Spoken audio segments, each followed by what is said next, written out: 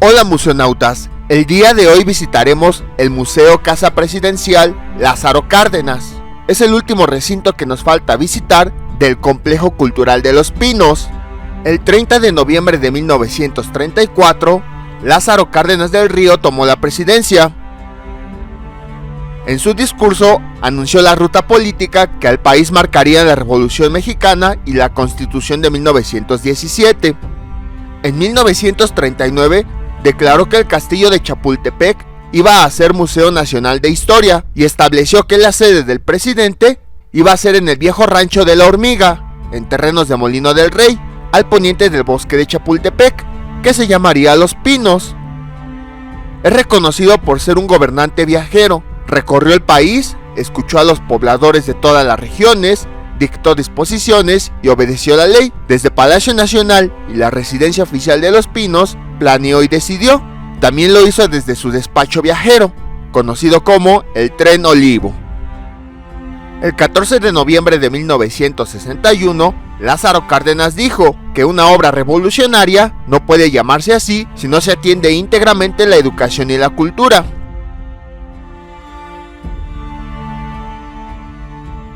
El 1 de diciembre de 1940, Manuel Ávila Camacho tomó la presidencia. En ese momento, Lázaro Cárdenas dijo: se esforzó por servir al país y con mayor empeño al pueblo mexicano. Canceló muchos privilegios y distribuyó la mayor parte de las riquezas que estaban en pocas manos. Aquí tenemos el mapa que nos muestra cómo está distribuido el museo. Es bastante pequeño en realidad. Ahora les presentaremos la línea del tiempo. Nació en 1895 en Jiquilpan de Juárez, Michoacán. En 1909 trabajó en las oficinas de renta de Jiquilpan y en la imprenta La Económica. Murió su padre, cerraron la imprenta y empezó a trabajar en Secretaría de Prefectura. En 1913 imprimió un manifiesto a favor de la revolución, lo que ocasionó que tropas federales quemaran la imprenta. Huyó de ese sitio y se unió a las fuerzas revolucionarias en Apatzingo, Michoacán. A los 18 años es nombrado capitán segundo. En 1914 se incorpora a la división de Lucio Blanco en el cuerpo del Ejército del Noroeste, comandado por Álvaro Obregón. Es ascendido a capitán primero. En 1915 se une al general Plutarco Elías Calles en Agua Prieta, Sonora. Es ascendido a teniente coronel de caballería. Participa en campañas contra los generales Maytorena y Villa. Es nombrado coronel. En 1917 es nombrado jefe de la Brigada de Sonora. En 1918 participa en la campaña Yanqui.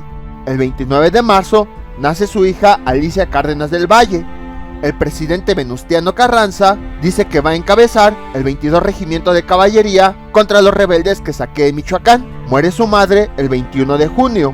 En 1919 participa en la campaña de César López de Lara para pacificar la Huasteca veracruzana. Ahí se da cuenta de la explotación campesina por empresas petroleras. En 1920 participa en el Plan Agua Prieta en contra de Carranza. El gobierno provisional de Adolfo de la Huerta le da grado de general de la brigada y en Michoacán es jefe de operaciones militares. Es gobernador provisional del estado en sustitución de Pascual Ortiz Rubio. En 1921 es jefe de operaciones militares en el Istmo de Tehuantepec. Regresa a Michoacán con ese mismo nombramiento. En 1923 Obregón lo nombra jefe de una columna de caballería durante una rebelión de la huertista. Sin embargo, es herido y tomado prisionero en Huejotitlán, Jalisco. En 1925 es jefe de operaciones huastecas. Funda la primera escuela para hijos del ejército. En 1928 es general de división, el máximo rango militar. Se postula para la gobernatura de Michoacán, siendo el único candidato. Ganó y gobernó de 1928 a 1932. En 1929 realiza negociaciones pacíficas a los cristeros que se levantaron en Michoacán. En 1930 pide licencia para ser presidente del Comité Ejecutivo del Partido Nacional Revolucionario, el antecesor del PRI. En 1931 es nombrado subsecretario del gobierno de Pascual Ortiz Rubio. En 1932 se casa por el civil con Amalia Solórzano. Se convierte en jefe de operaciones de la 19 Jefatura de Operaciones Militares en Puebla. En 1933 es secretario general y de Marina en el gabinete del presidente Abelardo Rodríguez. Este le propone que sea candidato presidencial. nace su hija Palmira el 17 de junio, pero muere 2 días después. Se aprueba un plan sexenal presidencial y además realiza protesta como candidato presidencial. En 1934 nace su hijo Cuauhtémoc. El 30 de noviembre toma la protesta como presidente y decide vivir en Los Pinos. En 1935, las críticas de los seguidores de Calles provocan rompimiento entre Cárdenas y Calles. Se expide ley de crédito agrícola con la que se crea el Banco Nacional del Crédito Ejidal. Crea el Departamento de Asuntos Indígenas. En 1936 crea el Instituto Politécnico Nacional. Calles es expulsado del país. Fortalece la investidura del presidente constitucional. Nace la Confederación de Trabajadores de México. Empieza a existir el Servicio Social de los Pasantes de Medicina y se hace un reparto agrario en La Laguna. En 1937 crea la Comisión Federal de Electricidad. Realiza la expropiación de bienes de la empresa Ferrocarriles Nacionales de México. Realiza dotaciones agrícolas en Mexicali. Realiza un reparto agrario en el Valle Yaqui, en Sonora, y de las haciendas enequeras en Yucatán. Abre puertas a perseguidos políticos como Trotsky y 500 niños españoles. En 1938, el 18 de marzo, se expropiaban los bienes de las compañías extranjeras petroleras. Crea Pemex, productora, refinadora y comercializadora del petróleo y gas natural de México. Nace la Confederación Nacional Campesina. Realiza reparto agrario de haciendas en Lombardia y Nueva Italia, Michoacán. En 1939 funda el Instituto Nacional de Antropología e Historia. En 1940 concluye su mandato y toma el poder Manuel Ávila Camacho. En 1942, en la Segunda Guerra Mundial, fue nombrado comandante en jefe de la región militar del Pacífico y después fue nombrado secretario de la Defensa Nacional. En 1945, cuando concluyó la guerra, solicita licencia ilimitada en el ejército. En 1947, el presidente Miguel Alemán creó las comisiones de Papaloapan y Tepalcatepec por iniciativa de Cárdenas y lo nombró vocal ejecutivo de la segunda. En 1949 fue miembro de la presidencia colectiva del Consejo Mundial de Paz. En 1950 dona a la SEP la quinta Heréndira de Pátzcuaro, en Michoacán, que se convertirá en la sede del Centro Regional de Educación Fundamental de América Latina. En 1954 lo condecora el emperador etíope Haile Selassie por protestar ante la Sociedad de Naciones contra la invasión de Mussolini en 1935. En 1956 recibe el Premio Stalin Internacional por luchar por el fortalecimiento de la paz entre naciones. En 1958 visita la Casa Krupp en Alemania, en donde realiza un estudio para establecer una planta siderúrgica con los minerales de las Truchas, Michoacán. En Moscú visita al primer ministro Nikito Khrushchev. En 1959 se entrevista con Mao Tse-tung, presidente de China, y se reúne en México con la Comisión Cubana. En 1960 presenta su retiro ante el ejército. En 1961 participa en la Conferencia Latinoamericana por la Soberanía Nacional, Emancipación Económica y la Paz. Intenta viajar a Cuba para defender su revolución, pero el gobierno mexicano se lo impide. Forma parte de la protesta por la intervención estadounidense en Cuba. El presidente Adolfo de la Huerta otorga una comisión oficial a todos los expresidentes. La del Río Bravo es para Cárdenas. En 1966 forma parte del Tribunal Internacional contra Crímenes de Guerra, que juzgará los crímenes cometidos en Vietnam por Estados Unidos. En 1969 es nombrado presidente del Consejo de Administración de la Siderúrgica Las Truchas. Y en 1970, el 19 de octubre, fallece en la Ciudad de México. Sus restos están en el Monumento a la Revolución.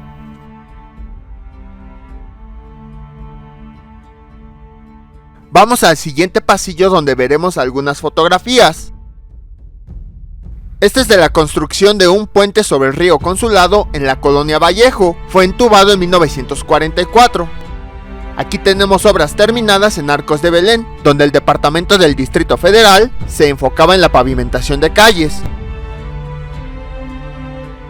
Así lucía la explanada del Zócalo a finales de la década de 1930. Obras en la avenida San Juan de Letrán, hoy el eje central Lázaro Cárdenas, por donde está la Torre Latino. Inauguración del mercado Abelardo L. Rodríguez, que tiene pinturas hechas por discípulos de Diego Rivera. Avenida 20 de Noviembre, inaugurada en 1936 por el 26 aniversario de la Revolución Mexicana. Ahora vamos a entrar a algunas habitaciones. No está tan enredada esta casa como la de Miguel Alemán.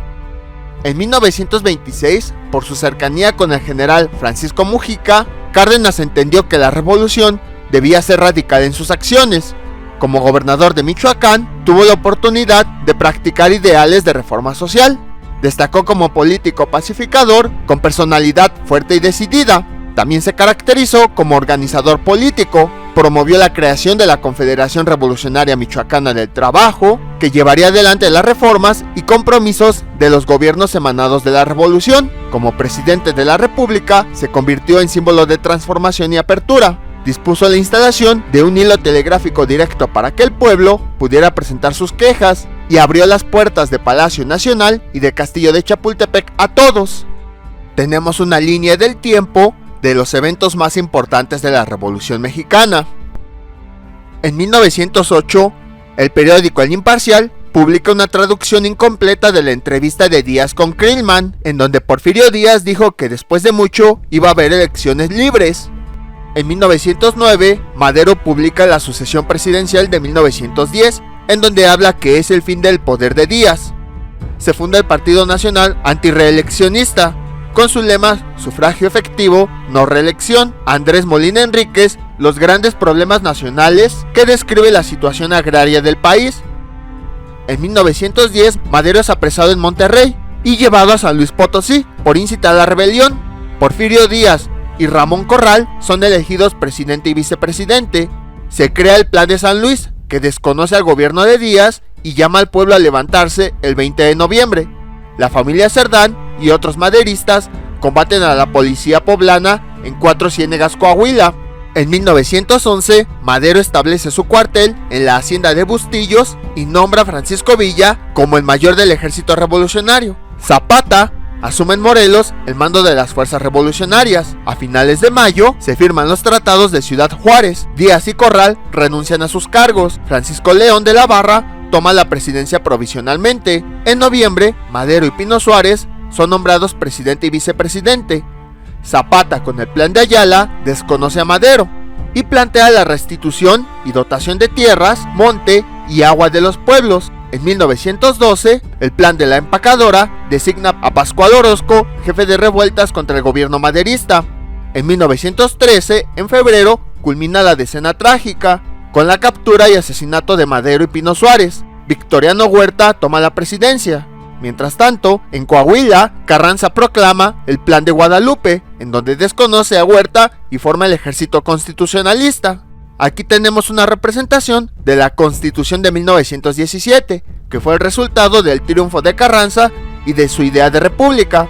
Fue la base de reformas sociales en años siguientes.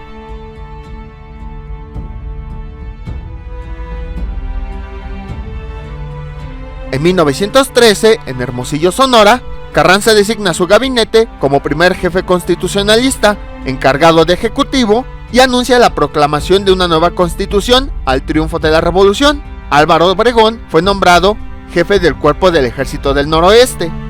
A principios de octubre, el gobierno huertista disuelve la Cámara de Diputados y estos son enviados a Lecumberri, una de las peores prisiones de la época. Huerta fue nombrado presidente y Aureliano Blanquet como vicepresidente. En 1914, en marzo, en Chihuahua, los militares villistas crean a los Dorados. En abril, Estados Unidos invade el puerto de Veracruz, que es defendido por mujeres, hombres, jóvenes y estudiantes de la Escuela Naval Militar. En junio, Zacatecas es tomado por Villa y su ejército División del Norte. En julio, Huerta renuncia. Francisco Carvajal es presidente interno. Se firman los tratados de Teoloyucan y se disuelve el Ejército Federal. Carranza es nombrado como encargado del Poder Ejecutivo. En octubre, la convención se traslada a Aguascalientes y se declara soberana. El primer jefe desconoce el gobierno de la convención. En septiembre, se retiran las tropas de Estados Unidos y Carranza establece su gobierno en Veracruz. Por otra parte, Obregón rompe relaciones con Villa. En diciembre, la División del Norte y el Ejército Liberador que era el ejército de Zapata, entran juntos a la Ciudad de México. Villa y Zapata llegan a Palacio Nacional. En 1915, Carranza expide leyes como la agraria, como el trabajo, el divorcio, entre otras. El 16 de enero, Roque González es nombrado encargado del Poder Ejecutivo. Se presenta una lucha de revolucionarios y la convención pierde fuerza. A mediados de abril, Obregón derrota a las fuerzas convencionalistas de Villa, en Celaya. En diciembre, se disuelve la División del Norte. En 1916, en abril, la Soberana Convención Revolucionaria expide el programa de reformas político-sociales de la Revolución.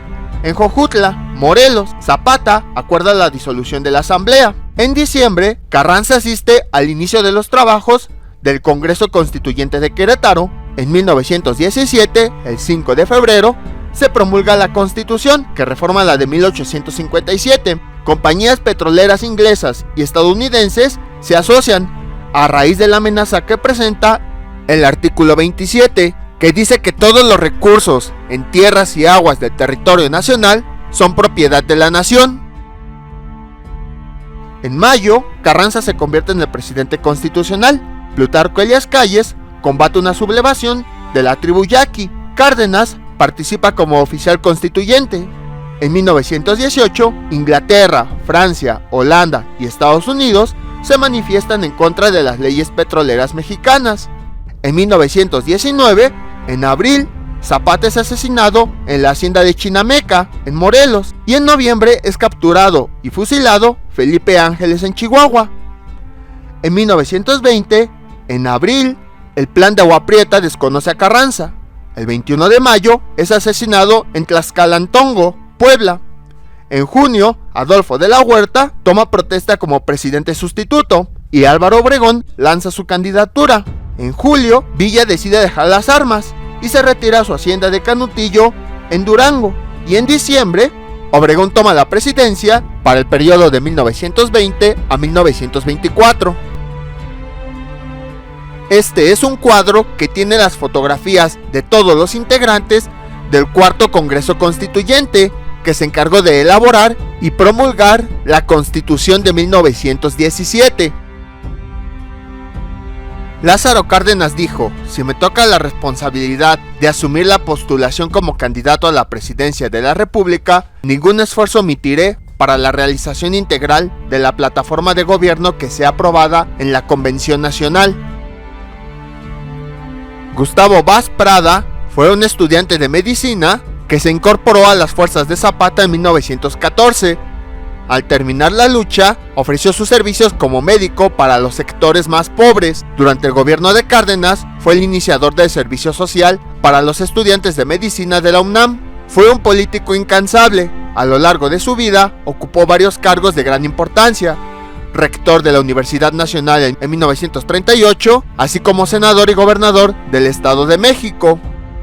La Hora Nacional es un programa de radio que se transmite todos los domingos a las 10 de la noche en todas las estaciones. Fue iniciado por Lázaro Cárdenas en 1937. Aquí tenemos la primera transmisión.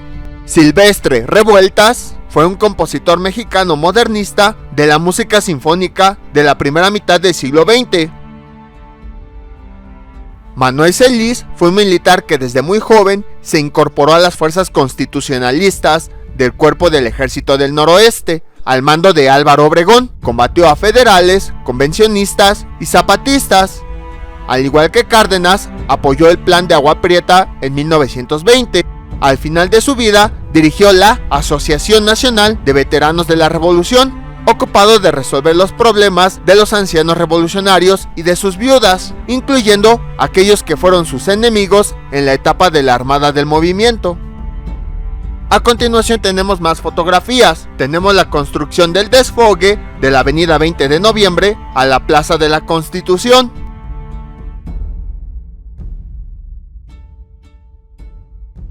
Esta es una ampliación de la avenida San Juan de Letrán.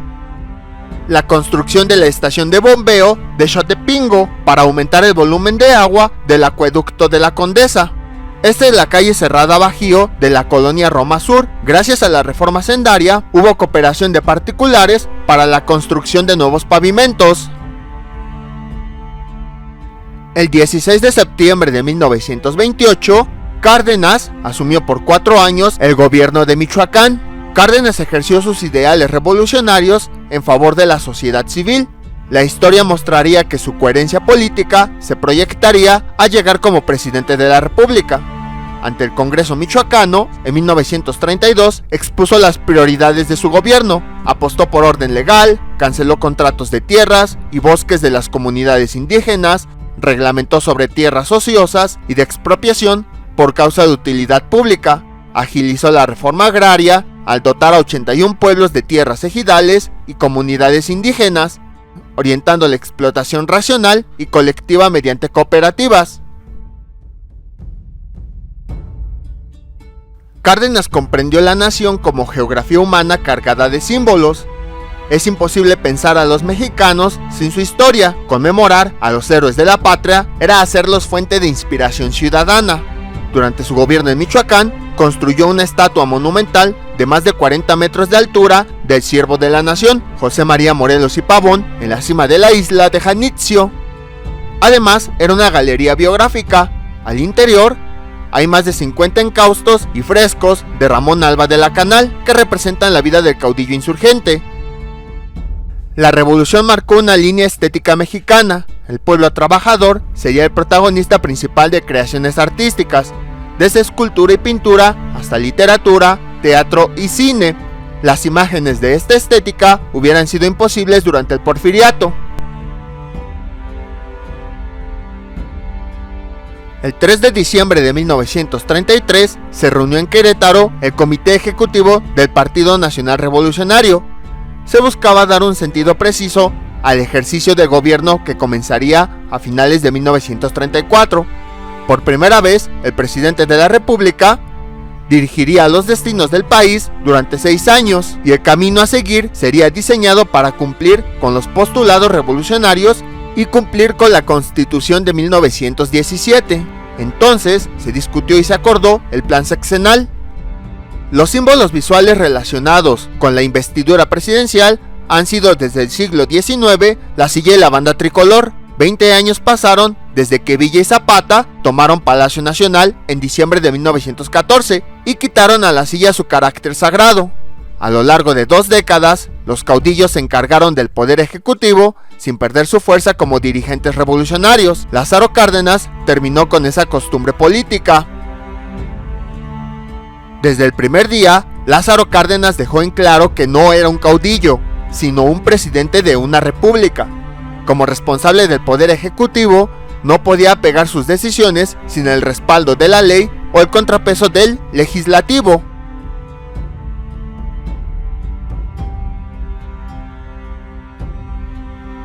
En este mapa observamos todos los recorridos que hizo durante su precandidatura en 1933.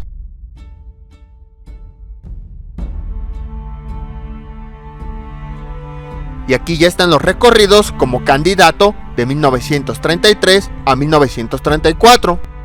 El 2 de diciembre de 1934, el diario Excelsior reseñó la toma de protesta de los funcionarios que integraron el nuevo gabinete presidencial. El primero fue el ingeniero Juan de Dios Bojorquez como secretario de Gobernación. Después fueron los demás miembros. Al terminar la ceremonia, el primer mandatario celebró un breve consejo con sus colaboradores, en el que solo se cambiaron impresiones y se delinearon las normas de base para el nuevo gabinete.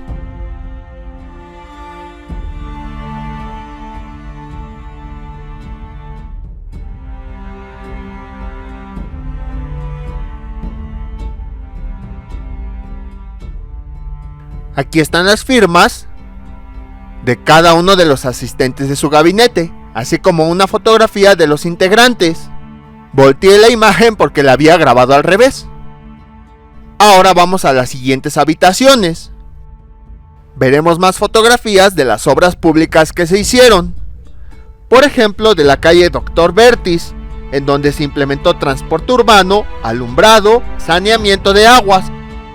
El Centro Escolar Revolución, que en su interior tiene murales de alumnos de Diego Rivera. Avenida Oaxaca, en la colonia Roma Norte. El departamento del Distrito Federal no interrumpió sus funciones durante el mandato de Lázaro Cárdenas. Construcción de casas para campesinos en Xochimilco.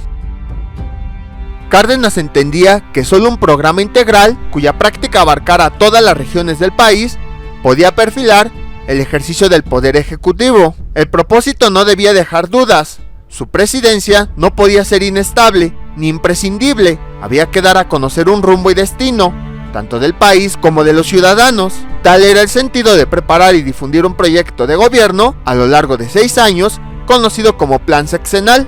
Explicó su sentido para hacer de México un país razonable y fuerte en esta etapa de la humanidad. Esto lo hizo para que la revolución dejara de ser la aplicación poco organizada de sus promesas. Aquí está la publicación de su plan sexenal para darlo a conocer a todo el país. En otras palabras, Lázaro Cárdenas fue quien comenzó con la idea del plan sexenal, en el que se establecía el objetivo y la dirección del gobierno.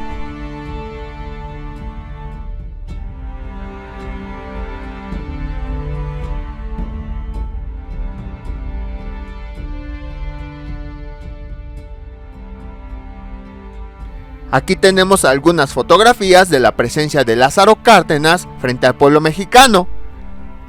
Como habíamos mencionado antes, durante su participación en la Revolución Mexicana y en sus viajes se dio cuenta de muchas cosas.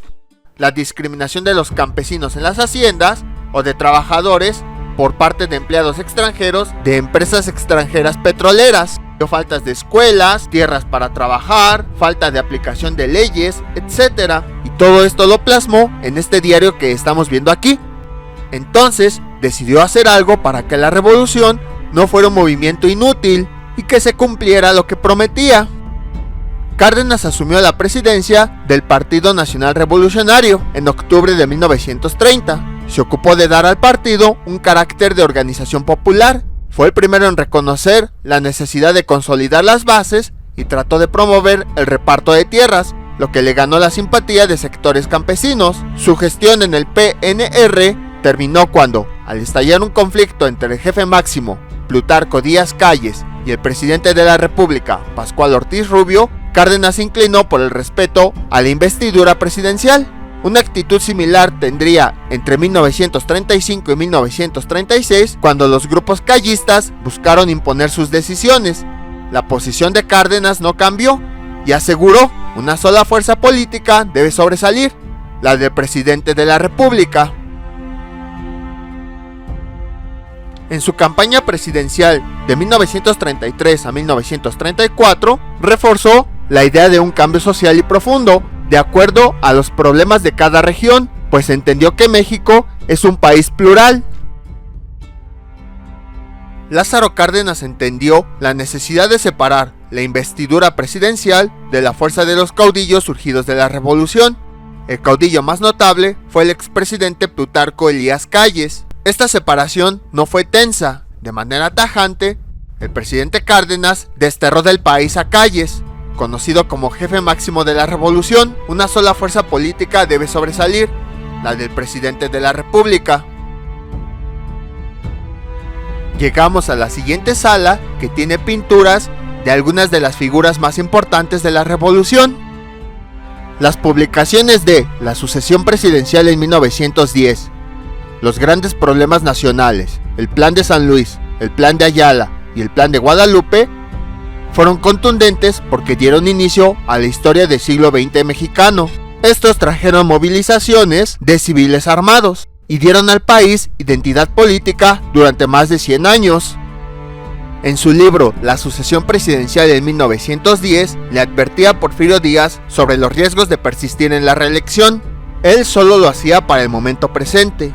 Nunca pensó que sería detonador del futuro. La difícil ruta política revolucionaria llevaría a Madero a la presidencia, pero luego a su muerte. Por otra parte, en el estado de Morelos y la geografía zapatista fueron arrasados por una violencia de poco más de 8 años.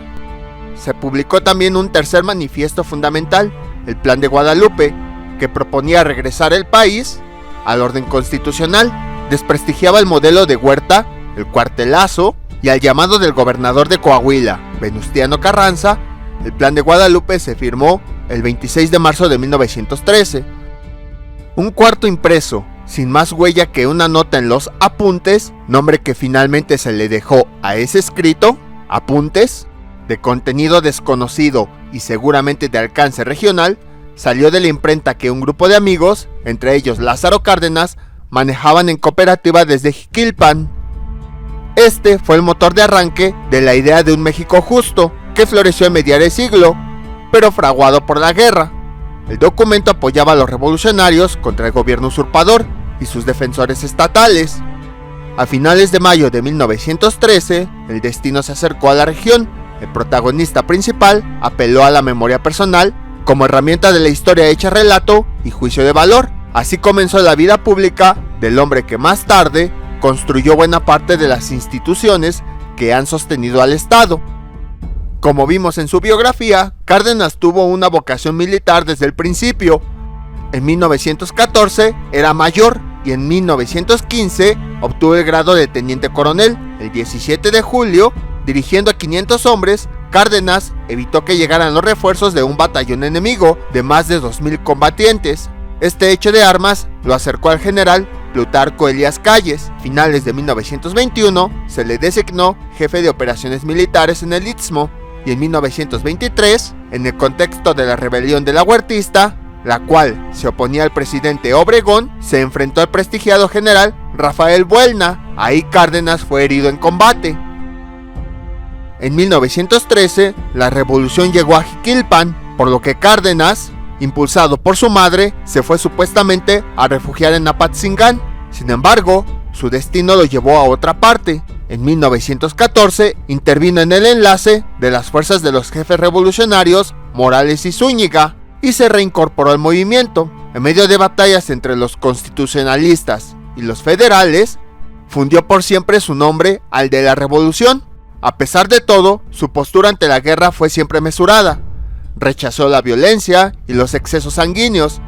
Gracias a su firmeza como jefe, comandaba en julio de 1914 el tercer escuadrón del 22 Regimiento, incorporado al cuerpo del Ejército del Noroeste bajo el mando de Lucio Blanco. Entre 1914 y 1916, la Revolución Triunfante se debatió en dos sistemas políticos. Uno, el de la Asamblea de Generales Revolucionarios, defendida por Pancho Villa y Emiliano Zapata, y el otro, el de Venustiano Carranza y los constitucionalistas, con un poder ejecutivo fuerte. Los ecos de la lucha apenas si se escucharon en Jiquilpan, pero su resonancia señalaría para la memoria popular pueblerina el arranque efectivo de la modernidad, y todo en torno al joven Lázaro Cárdenas, entonces de 18 años. Escribió en su libro Apuntes: teníamos noticias de la rebelión del norte, en Coahuila, Chihuahua, Sonora, del sur, Morelos, Puebla y otros lugares. No eran conocidos los nombres de Venustiano Carranza, Álvaro Obregón, José María Maytorena, Emiliano Zapata, Francisco Villa, Lucio Blanco, Eulalio Gutiérrez, Abraham González, Maclovio Herrera, Pablo González y otros.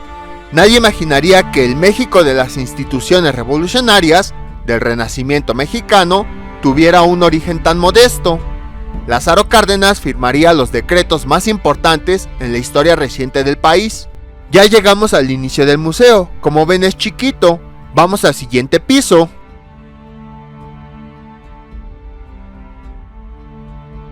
Esta es la sala del presidente errante, que como habíamos dicho, fue uno de los presidentes que más viajó a distintos puntos del país.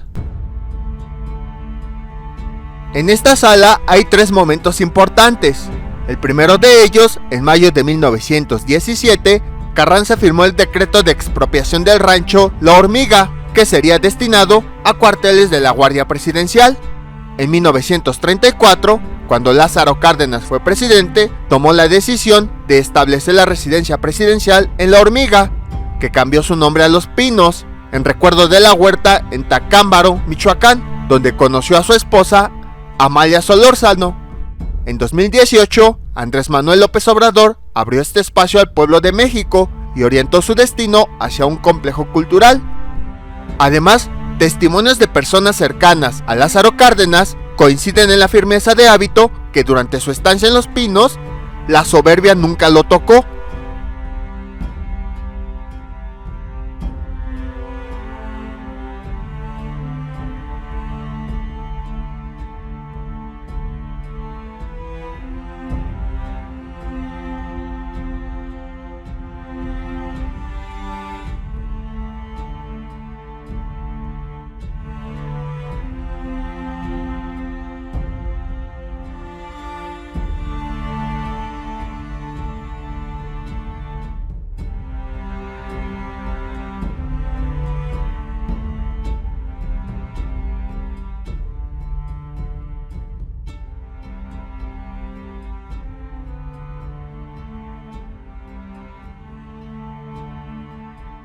Poco después de las 5 de la tarde del 19 de octubre de 1970, Lázaro Cárdenas falleció, tenía 75 años. El ocaso de ese lunes fue también el de su vida. La memoria popular lo recuerda como el mejor de los presidentes mexicanos, ejemplar en su persona y en su entrega como político sin tachaduras. Ese atardecer fue gris. Un viejo combatiente cristero de San José de Gracia, el general Anatolio Partida, que alguna vez fue su enemigo, lloró al saber la noticia. Aquí Ramón Alba de la Canal plasmó la infancia de Morelos en el año de 1770, utilizando a un niño de cualquier época del siglo XX, para dar a entender que la situación de los campesinos e indígenas sigue siendo la misma desde el virreinato. En esta obra, Abel Quesada plasmó la historia del siglo XX de México como un tren, siempre hacia adelante. La muerte de Lázaro Cárdenas se sintió en el corazón. Hubo muchas muestras de duelo expresadas por políticos, intelectuales, profesionistas, obreros y campesinos. Muchos recordaron las palabras que Cárdenas pronunció ante la tumba de su amigo, el general Francisco Mujica, en 1954. No debemos sentirnos abatidos ante sus restos, ni recordemos nada que empañe sus grandes méritos ciudadanos, ya que todos sus actos políticos fueron expresión del fuego y patriotismo de sus más nobles pasiones. Ante el querido amigo que se ausenta, protestamos no disentir, ni en los instantes mismos de suprema despedida, seguir su ejemplo ante la causa social del pueblo que él defendió con indiscutible sinceridad.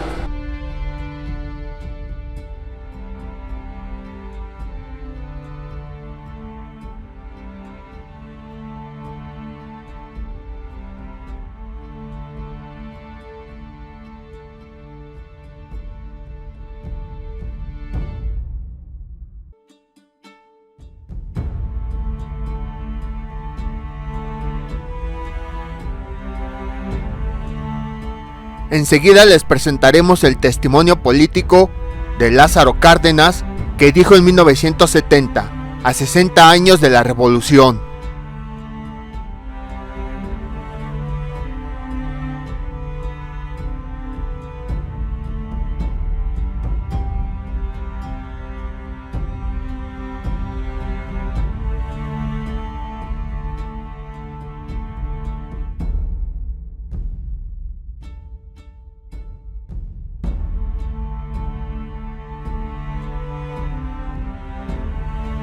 En la siguiente habitación tenemos algunos retratos, como el de Lucha Reyes, que fue una cantante de canciones rancheras.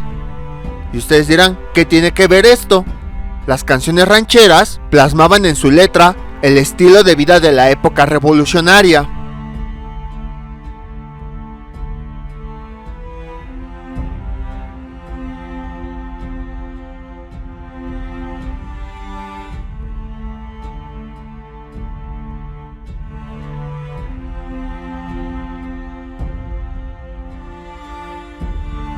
Al fondo, que ya casi no se alcanza a ver porque estaba oscura la habitación, hay algunas pantallas en donde podemos escuchar algunas canciones rancheras de la época.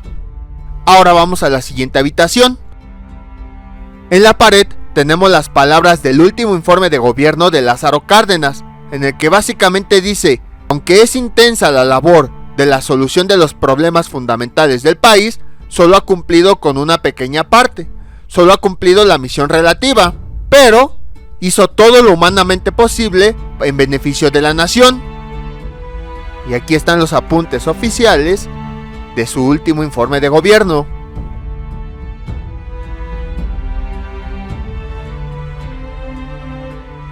Aquí están sus apuntes durante su gobierno, sus informes de gobierno y algunos otros documentos.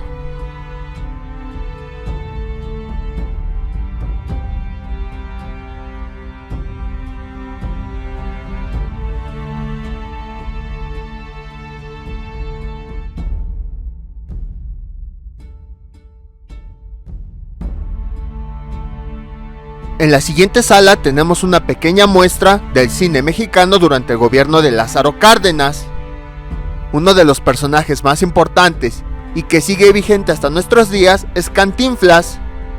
Y aquí tenemos fotografías de otro reconocido actor, Tintán Valdés.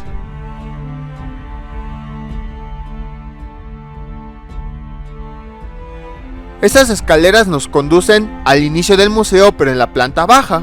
Entonces vamos a regresarnos. Vamos a entrar a la habitación del lado izquierdo. Aquí tenemos algunas expresiones artísticas que se hicieron durante el mandato de Lázaro Cárdenas.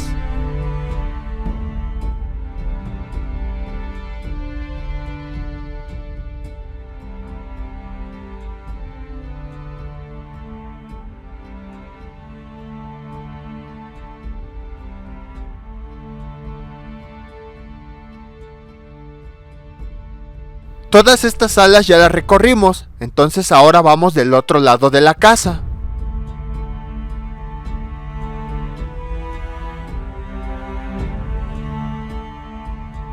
De manera paralela a las políticas de alfabetización, los grandes artistas plásticos ensayaron con éxito otro camino de aprendizaje. Leer imágenes sería uno de los caminos más exitosos de la educación pública. El gobierno de Cárdenas unió los mensajes políticos con la estética propiamente mexicana. Participaron pintores, grabadores, fotógrafos e ilustradores y practicaron una de las más memorables actividades del periodo. Hicieron lo mismo en muros, en lienzos, en libros, periódicos, hojas, volantes, carteles, ocasionando que floreciera la difusión de ideas. Los temas abarcaron un amplio horizonte. Por una parte, los sucesos nacionales más actuales, como el pasado remoto; por otra, la guerra en Europa o la lucha contra el imperialismo. El estallido de la Segunda Guerra Mundial no permitió al gobierno mexicano el desperdicio de recursos humanos. Por un lado, el presidente Manuel Ávila Camacho reunió a los expresidentes mexicanos vivos en un acto de unidad política, y por el otro, integró al servicio del ejército al general Cárdenas con un puesto de mando. Cárdenas dijo que el proyecto revolucionario tenía una importancia vital. Lo siguió hasta su muerte. Siempre manifestó interés primordial por el problema de la tierra y el desarrollo del campo. Estuvo comprometido con el bienestar general de la población, los movimientos obreros, el respeto y desarrollo social de los grupos indígenas, así como la educación y la salud. Sus ideas socialistas, constitucionalistas radicales, guiaron sus acciones con decisión, aunque no por el camino violento. Incluso al final de su mandato, se convirtió en un referente político y fue crítico con los gobiernos posteriores, pero siempre acató el poder de las instituciones y respetó la investidura presidencial. A continuación les vamos a presentar algunos de los documentos de Lázaro Cárdenas. Si quieren leerlos con detalle, pueden pausar el video.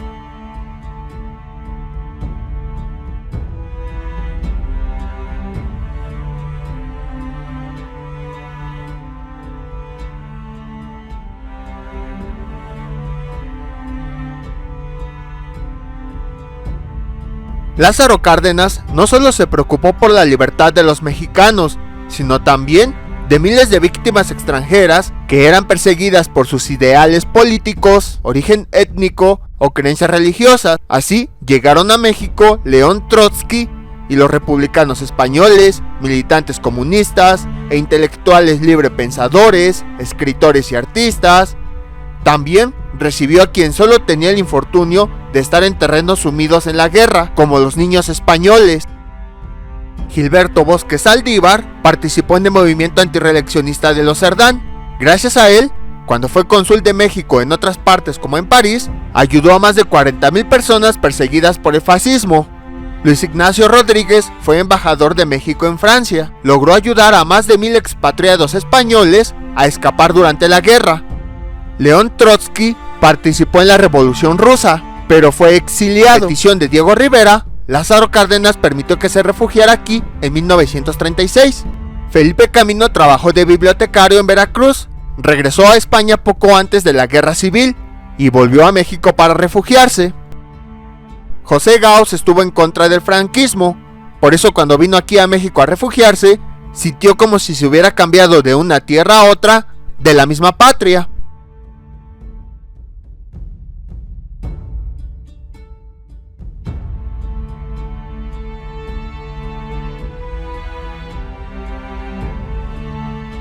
Aquí tenemos algunos de los documentos de los refugiados. De hecho, les puedo adelantar que existe un museo llamado Casa de León Trotsky. Más adelante lo visitaremos y ahí veremos a detalle la historia de este personaje. Como soldado revolucionario, Cárdenas viajó durante 2 décadas por gran parte del país y aprendió de su gran diversidad.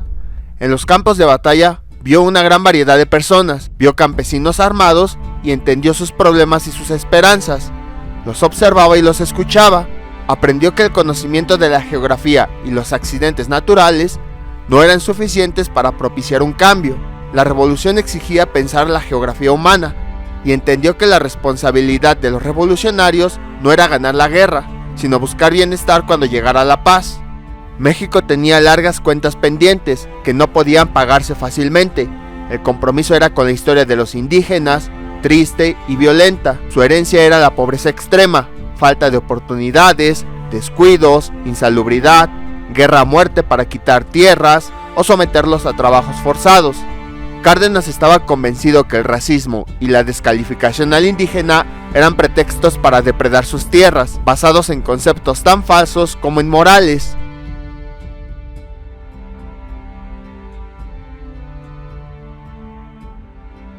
Por esa razón, impulsó muchísimas leyes en el ámbito agrario, es decir, todo aquello vinculado con la vida del campo.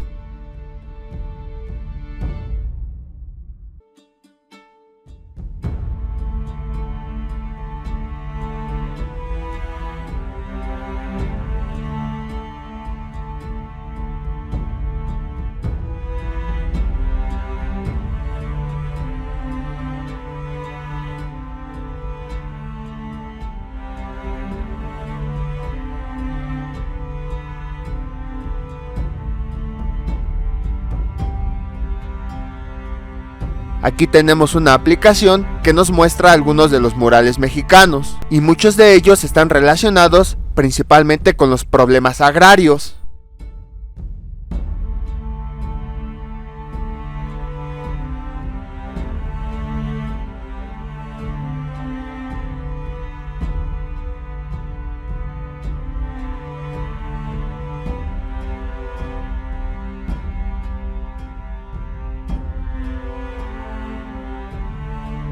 En esta sala tenemos algunas de las frases y algunas de las palabras que inmortalizó Lázaro Cárdenas.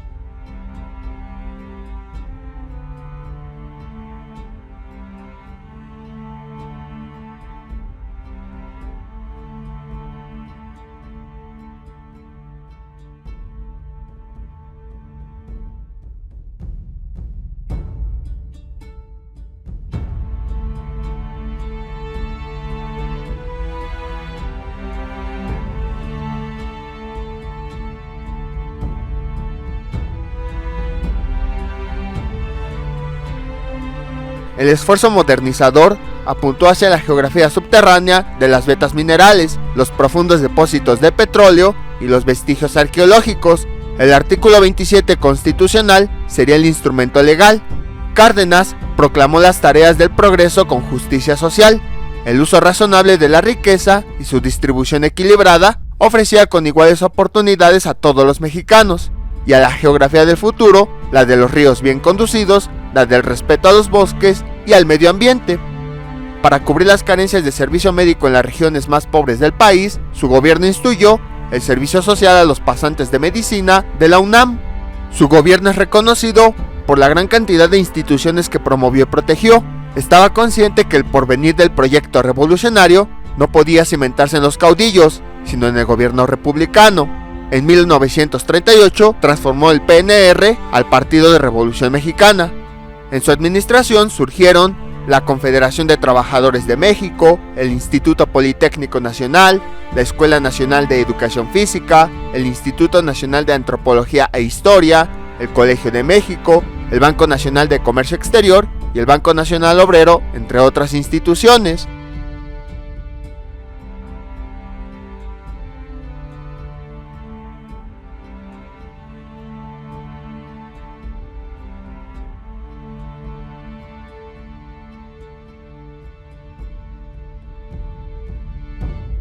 En todas estas vitrinas vemos varios ejemplares del Diario Oficial de la Federación, en los cuales se establecían sus mandatos y las creaciones de estos institutos.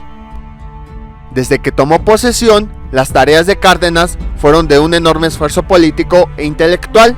En la memoria popular está grabada una fecha, 18 de marzo de 1938, en donde decretó la expropiación de los bienes de las compañías petroleras de capital extranjero, suceso que es recordado por generaciones de mexicanos. Pero no fue el único.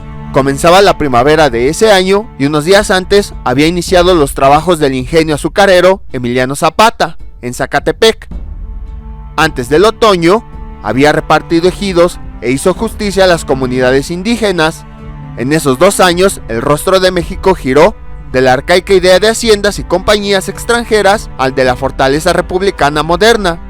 Del país de campesinos sin esperanza, que heredaba el porfirismo, se proyectaba el de mejora en la economía de las familias.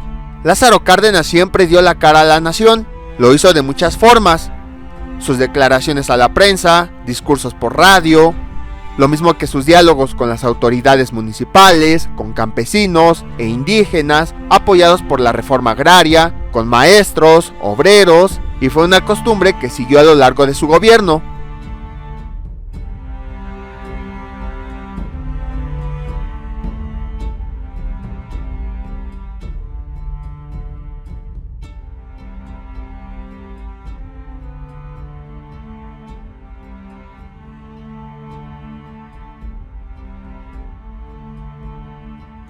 Como soldado de la Revolución Constitucionalista, Cárdenas combatió a rebeldes yaquis en Sonora, rancheros de Guerrero, contrarrevolucionarios de la Huasteca, zapatistas en la Ciudad de México, caciques belicosos y bandoleros de Michoacán.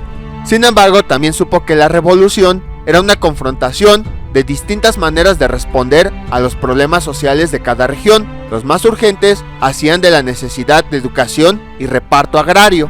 Como presidente de la República, logró tener larga memoria. Retomó los ideales de justicia y reforma agraria de Emiliano Zapata, incluidos en el artículo 27 constitucional. Con esto, cubrió la deuda de la nación con poblaciones indígenas como mayas yucatecos y yaquis, mixtecos y nahuas, totonacos y purépechas.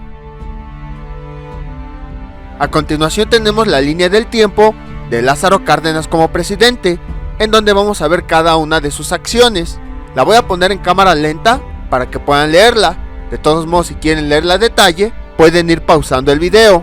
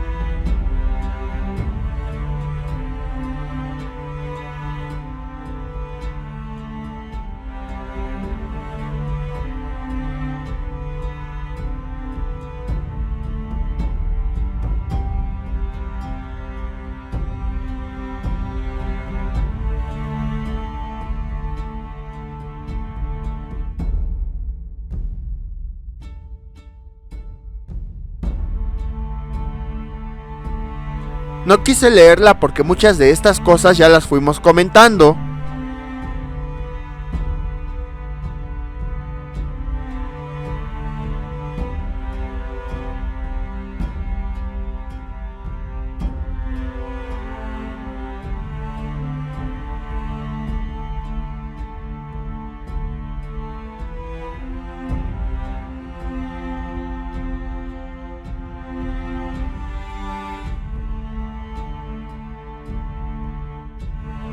Todos estos son apuntes y mensaje a la nación del presidente Lázaro Cárdenas, así como testimonios escritos del proceso de expropiación de los bienes de las compañías petroleras extranjeras.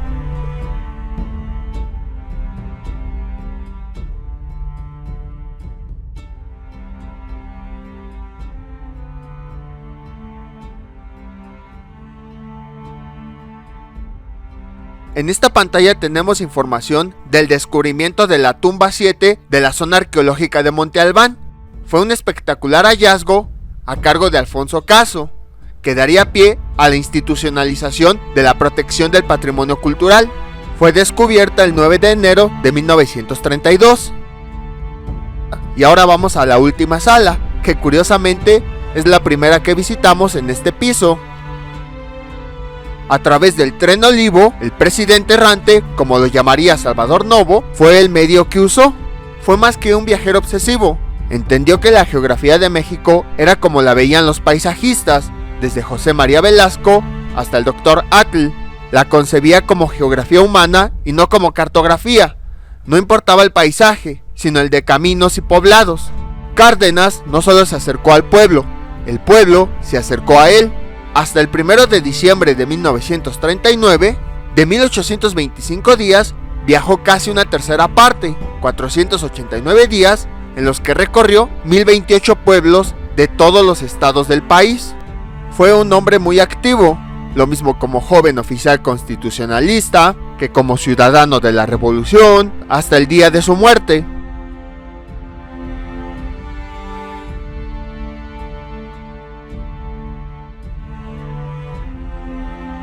Esta es una maqueta y unas fotografías del tren Olivo.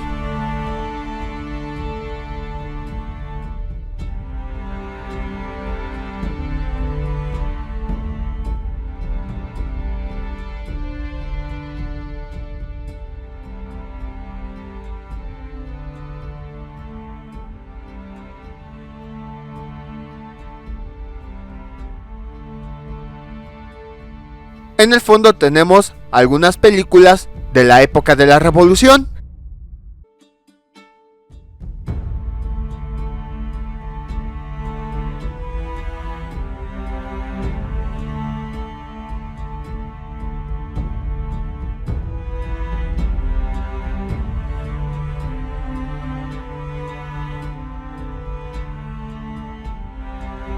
Y con esto terminamos el recorrido del Museo Casa Presidencial Lázaro Cárdenas.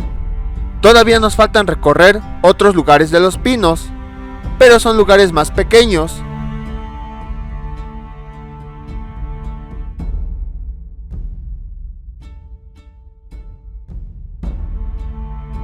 Enfrente de esta casa vamos a tener la Casa Benito Juárez.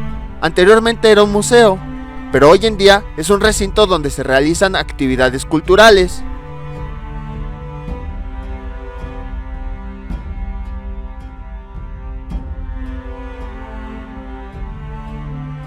Este es el último recinto que podemos visitar del Complejo Cultural Los Pinos.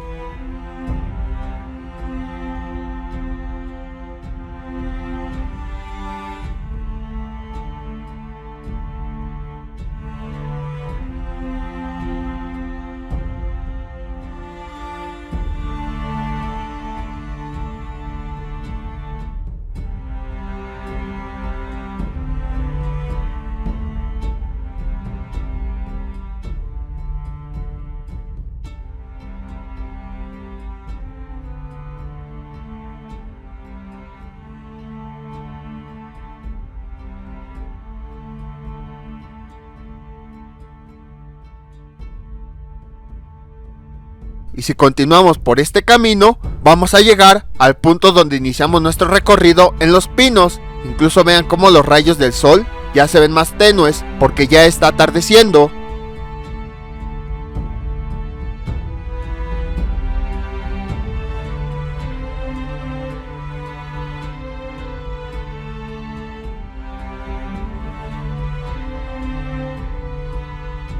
Para llegar a este sitio, simplemente tienen que bajarse en la estación Constituyentes de la línea 7 del metro. Caminan sobre Molino del Rey, atraviesan la avenida Constituyentes y van a llegar de inmediato. Ojo, van a llegar a una de las entradas, porque tiene muchísimas otras. Los horarios son de martes a domingo, de 11 a 18 horas. Yo les recomiendo que si visitan este lugar, se vengan desde temprano, ya que es un lugar enorme. Y si quieren visitar todos los recintos, apenas si les va a alcanzar todo el día para visitarlos a detalle. Espero que les haya gustado este recorrido y nos vemos para el próximo video.